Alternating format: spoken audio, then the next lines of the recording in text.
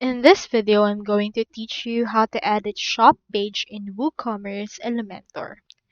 Now, in order to do that, you first need to head over to woocommerce.com.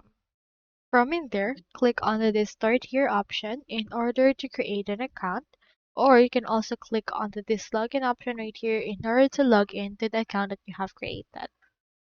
Now, after WooCommerce, we need to head over right here into our Elementor site.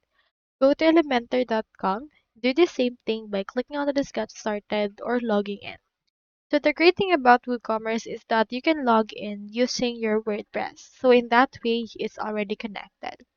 So here is my WordPress with WooCommerce installed. So what we can do in order to edit the shop page is to head over right here to the pages. And then from in there, it should be able to show you the list of all the pages that you currently have. Scroll down. In here you can see the shop page, so click on this edit option. Let me head over and click on it. Now here it is right here. So as you can see, it's empty because it's just like that. Let's click on this edit with Elementor and then click on leave in order to edit the shop page using our Elementor editor. Just wait for this to actually load. In here, you can see the actual website. So from in there, you can actually add in here some containers, some images, as well as add in here some products if you would want. You can do so by clicking on the plus icon right here.